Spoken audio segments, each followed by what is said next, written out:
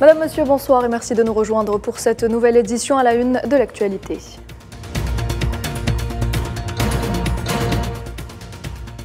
Alger et Damas liés par une relation bilatérale de confiance aux dimensions historiques, en témoigne la visite du chef de la diplomatie syrienne Faisal Al-Mordad en Algérie. Éclairage dans ce journal.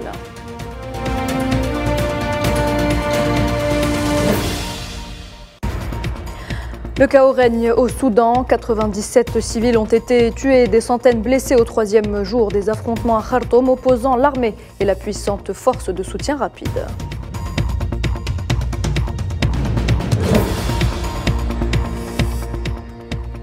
Des combats sanglants sans précédent se déroulent en pleine zone urbaine de Bakhmout, ville devenue symbole du conflit russo-ukrainien au moment où les céréales ukrainiennes sont interdites en Pologne et en Hongrie.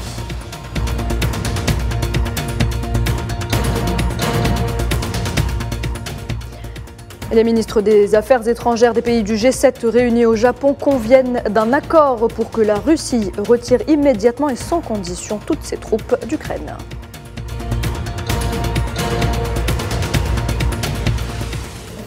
Bienvenue à toutes et à tous. Si vous nous rejoignez, la Syrie et l'Algérie ne seront jamais séparées et feront front uni face à tous les défis qui se posent dans la région et dans le monde. C'est en ces termes que s'est exprimé le chef de la diplomatie syrienne en visite en Algérie. Une visite placée sous le signe de la fraternité, de la solidarité et de l'unité. Faisal Al-Mordad, qui a été reçu hier par le président algérien Abdelmadjid Tebboune en sa qualité d'envoyé spécial de Bachar al-Assad. Les deux États qui sont liés par une profonde relation historique ont affiché leur volonté partagée de rester unis face à tous les défis. Sofiane Baroudi.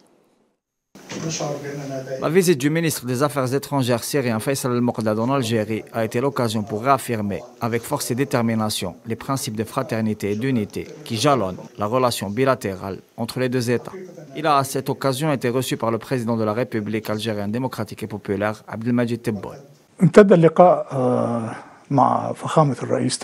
La rencontre avec son Excellence le Président Abdelmadjid Tebboune a duré plus de 2 heures de temps, ce qui prouve que la rencontre était amicale. Il a exprimé la profondeur des relations entre les deux pays frères. Le message de son Excellence le Président Bachar al-Assad que j'ai transmis au Président Tebboune était un message d'amitié et de respect, sur lequel le président Bachar al-Assad a exprimé tout le respect qu'il voue au président Abdelmadjid Tebboune, au peuple algérien, pour tout le soutien de ce magnifique peuple pour la Syrie depuis le début de la crise en 2011 à ce jour.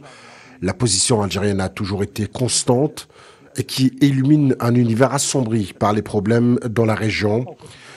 Et vous savez, tout le soutien qu'on a reçu, ceux qui voulaient la chute de la Syrie, les marchands de guerre dans la région, médiatiquement et politiquement. La dimension historique des relations entre les deux États et les deux peuples est caractérisée par une solidarité mutuelle et active. À ce propos, le chef de la diplomatie syrienne a salué le geste sincère de soutien après le séisme dévastateur qui a touché son pays. Pour rappel, l'Algérie a été en première ligne afin d'apporter le secours d'urgence nécessaire et l'aide humanitaire au peuple syrien frère. Alors que plusieurs États de la région reviennent vers Damas, le ministre des Affaires étrangères syrien a salué l'action de l'Algérie, cristallisée par le dernier sommet arabe d'Alger, sur la voie de l'unification des rangs arabes, dans la promotion de l'action commune, ainsi que des principes de solidarité et surtout dans la défense des causes arabes. À ce propos, les efforts déployés par Alger dans la réconciliation et la réunification des rangs palestiniens expriment une position partagée avec la Syrie, celle de la résistance face au colonialisme sioniste. Fondée sur une analyse profonde et sincère, ainsi que sur des positions franches et constantes, la relation entre Alger et Damas a prouvé la résilience des principes de fraternité et promet un front uni face aux défis posés pour la région et au monde en cours de transformation. Et après l'audience que lui a accordée le président algérien, le chef de la diplomatie syrienne a accordé un entretien exclusif à Al24 News dans lequel il est notamment revenu sur les visites de haut niveau entamées par la Syrie auprès de plusieurs pays arabes. Faisal Al-Mordad a affirmé qu'elle venait en prélude d'un nouveau chapitre que la Syrie s'apprête à entamer avec ses partenaires arabes. Écoutez. Franchement, je n'aimerais pas parler sur qui se retourne vers qui. Notre souci primordial est que nos relations soient naturelles, que nos relations soient claires. Des relations fondées sur un travail commun pour faire face justement aux défis communs. C'est pour cela que j'aimerais préciser que les visites qu'on a effectuées dans les pays arabes et les visites qu'ont effectuées aussi les quelques dirigeants arabes à Damas avaient le même but, le retour des relations à leur nature entre les pays arabes.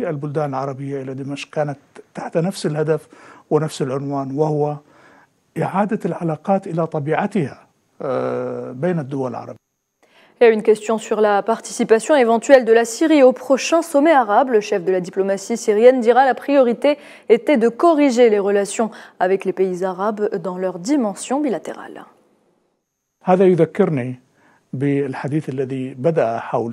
Cela me fait un peu rappeler tout ce qui a été dit sur la Syrie avant le sommet arabe d'Alger. Il y a eu d'importantes visites de notre côté comme du côté algérien. Son Excellence le président Bachar al-Assad avait dit à l'époque que la vraie valeur du sommet arabe, c'est qu'elle se déroule en Algérie. Dieu merci, l'Algérie a fourni d'énormes efforts et notre position était, comme je vous l'ai dit, renouer avec les relations entre les pays arabes et qui était le seul chemin qui puisse permettre à la Ligue arabe et à la coopération arabe commune à être efficace. Mais avant, il faudrait corriger les relations bilatérales entre les pays arabes dans sa dimension bilatérale. Autre, ça serait quasi impossible pour la Syrie. Retour à présent sur ce qui se passe au Soudan. La situation est toujours aussi tendue au troisième jour des affrontements entre armées et paramilitaires. Le bilan des victimes continue de grimper. Le dernier en date fait état de 97 morts, un chiffre qui risque de grimper encore puisque de nombreuses personnes n'ont pas pu se rendre au niveau des hôpitaux en raison des difficultés de déplacement. Et face au chaos qui règne dans le pays, l'Organisation des Nations Unies, par la voix de son envoyé spécial, a exprimé sa déception. Volker Perez continue d'exhorter toutes les parties à respecter leurs obligations internationales, notamment en assurant la protection des civils et la cessation des hostilités. Et puis sachez que l'armée soudanaise a annoncé la reprise du bâtiment de la radio et de la télévision soudanaise, affirmant par la même occasion la reprise de la diffusion.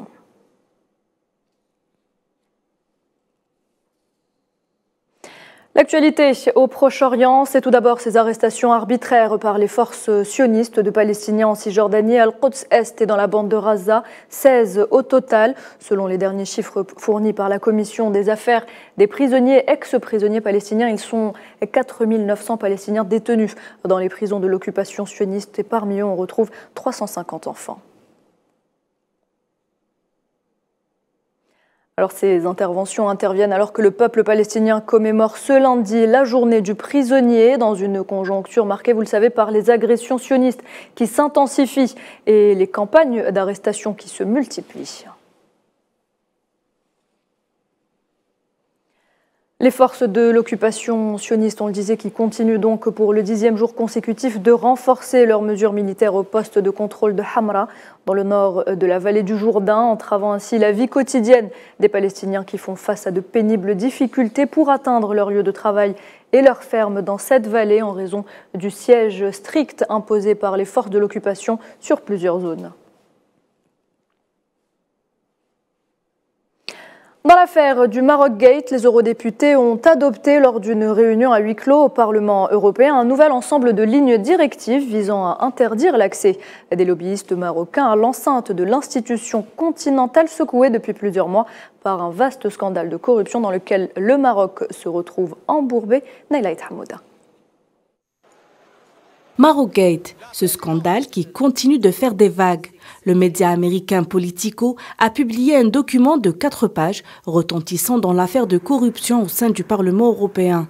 Les lobbyistes marocains qui se sont enregistrés dans le registre de transparence sont désormais interdits de l'enceinte du Parlement par mesure de précaution à la lumière des procédures en cours.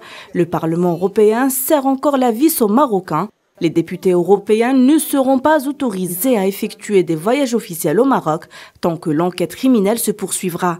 Le document a également souligné que les eurodéputés et membres du personnel sont priés de demander l'autorisation du Parlement européen pour inviter les diplomates des pays dans les locaux.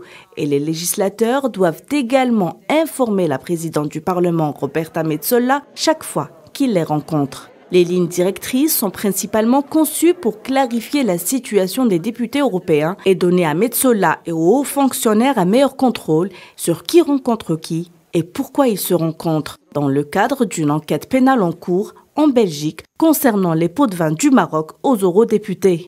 Marocgate est le plus grand scandale de l'histoire de l'Union européenne. Des cadeaux et des vacances dont le coût pouvait atteindre 100 000 € ont été offerts par le Maroc pour acheter l'alignement des eurodéputés. Cette affaire a fini par avoir raison de plusieurs têtes au sein de l'Union européenne. Le scandale n'a pas fini de livrer tous ses secrets. Dans le conflit russo-ukrainien, les autorités militaires de Kiev ont annoncé que des combats sanglants sans précédent se déroulent en pleine zone urbaine de Bakhmout, la ville qui est devenue, vous le savez, symbole de cette guerre.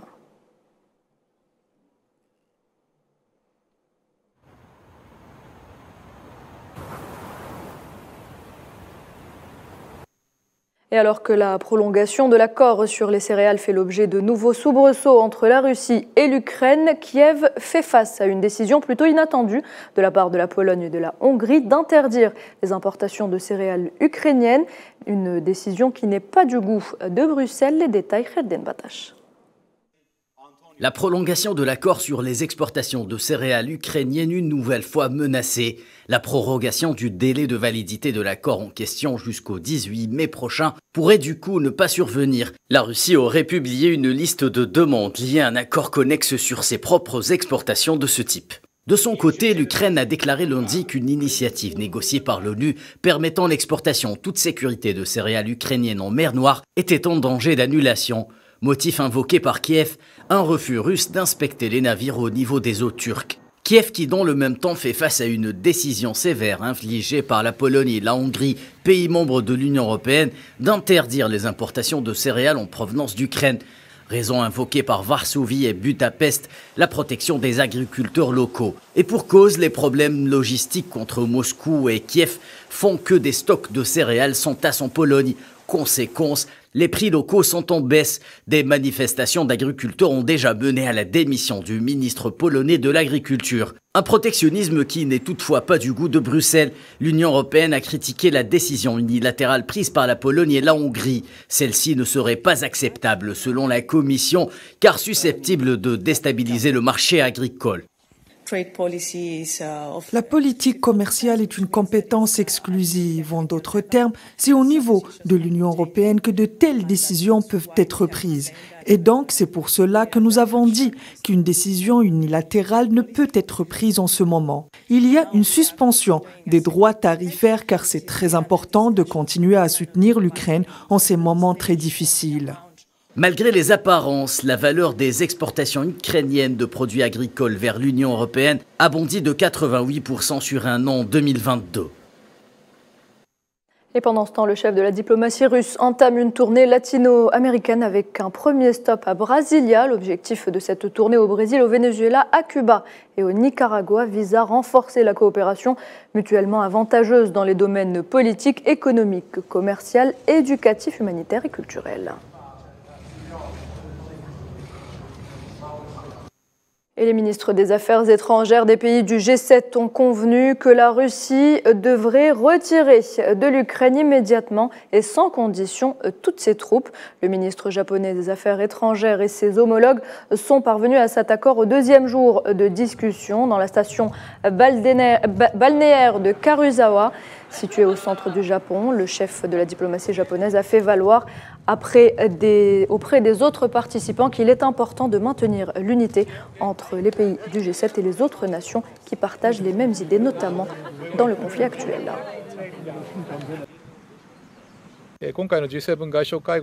Lors de la réunion des ministres des Affaires étrangères du G7 cette fois-ci, nous avons eu un échange de vues franc et détaillé sur la situation en Ukraine. Le G7 a convenu que la Russie devrait retirer toutes les troupes et tous les équipements d'Ukraine immédiatement et sans condition pour continuer à imposer des sanctions sévères à la Russie et de continuer à soutenir fermement l'Ukraine. Et pour ce qui est de la coopération sino-russe, le ministre chinois de la Défense Li Shangfu a salué des liens forts avec Moscou lors d'une rencontre avec le président russe Vladimir Poutine au Kremlin, retransmise à la télévision russe. Il a ajouté que les relations entre les deux pays étaient déjà entrées dans une nouvelle ère. Poutine a de son côté salué la coopération militaire entre Pékin et Moscou. Un destroyer américain a été observé dans le détroit de Taïwan, revendiqué par Pékin, un passage attentivement surveillé par les autorités chinoises qui accusent les États-Unis de volontairement faire du battage médiatique autour de l'incident et qui annoncent maintenir un haut niveau d'alerte.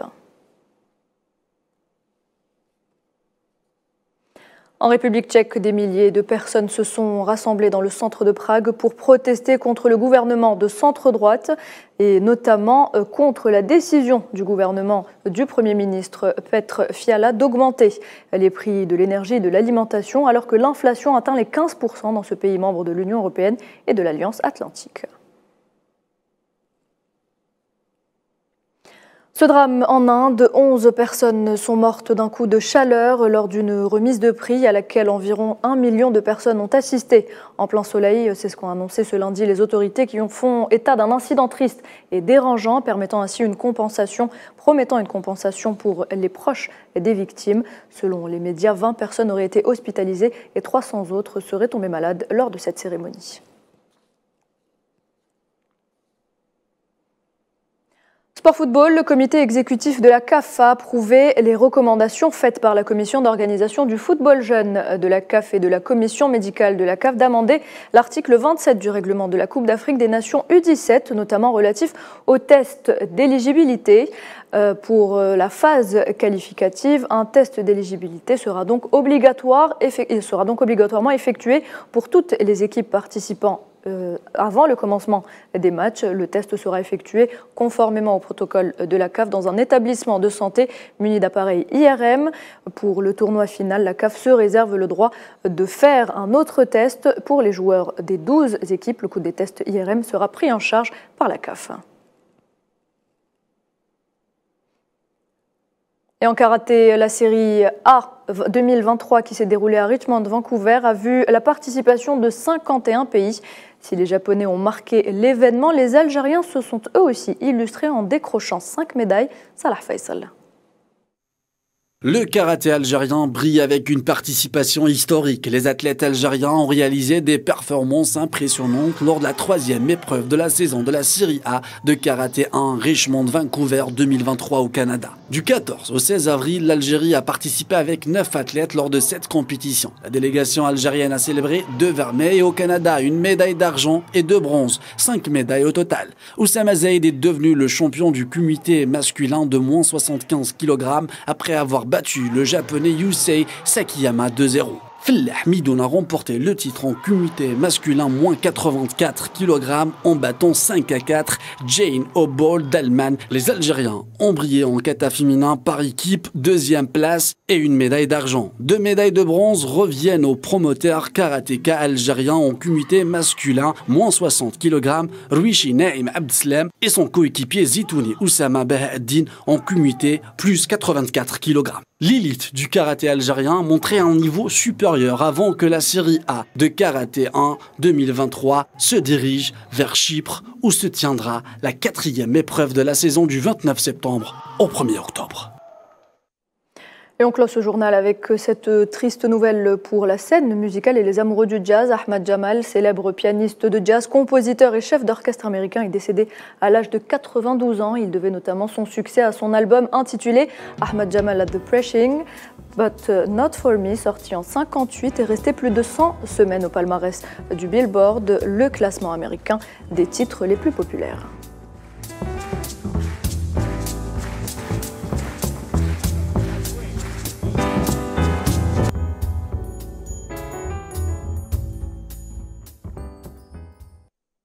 Et voilà, c'est la fin de cette édition. Merci de l'avoir suivi. Très bonne soirée sur L24 News.